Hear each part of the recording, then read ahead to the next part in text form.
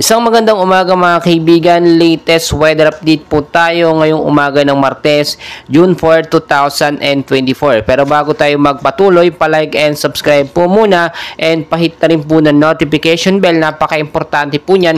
Maraming salamat po. Mga kaibigan, meron pa rin po tayong binabantayan na sama po ng panahon dito mo sa may bandang Hilagang Luzon. So meron tayong nakita na cloud cluster or kumpol ng kaulapan na nabuo nga po, no, at ito po yung tinatawag natin ngayon na frontal system or yung pagsasalubong po ng mainit at malamig na hangin. Apektado po nito ang ilang bahagi po ng Cagayan, Batanes, kasama na po ang Ilocos Norte mga kaibigan.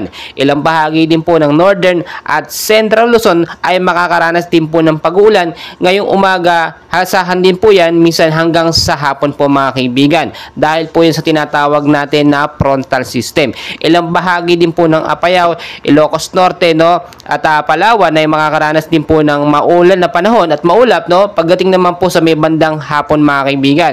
So kung titignan po ninyo mga kaibigan, itong mga nakarang araw ay nakakapagtaka po dahil sobrang init po ng ating nararanasan na panahon, no? Dahil po yun sa biglang pagbalik nga po nitong easterlies o yung mainit po na hangin na nanggagaling po sa karagatang Pasipiko. Yan po yung nagbigay ng mainit at maalinsangan na panahon nung mga nakaraang araw. Pero asahan din po natin ilang araw po simula ngayon ay posible na rin pong bumalik. Ito nga pong hanging habagat, no, or southwest monsoon mga kaibigan, na siya pong posible magpalamig ng panahon at magbigay ng pag-uulan sa ilang bahagi po ng ating bansa.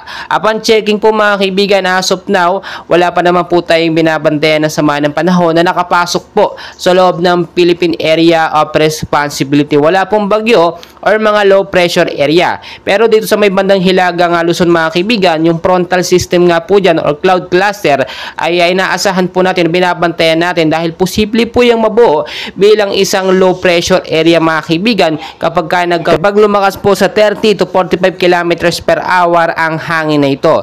Mga kaibigan, no, ngayong umaga po ng Martes, ang Metro Manila po, ang mararanasan po na init ng panahon dyan or heat index, no, ay papalo lamang po sa 26 to 35 degrees Celsius sa Metro Manila. Sa ilang bahagi naman po ng Luzon, Visayas at Mindanao, mas mababa po ang temperatura na mararanasan. So mga kaibigan, tulad po ng aking pinapaalala, no, maging handa po tayo anumang oras. Always know the weather before you go para safe at handa po tayo lagi dahil nga po rainy season ng mga kaibigan. Asahan po natin na posibleng isa o dalawang bagyo pa ang pumasok sa ating Philippine Area of Responsibility bago po matapos ang buwan ng Hunyo. So patuloy ko po kayong i-update, and please wag na wag pong kakalimutan mag-like and subscribe and pahit na rin po ng notification bell. Napaka-importante po niyan. Maraming salamat po.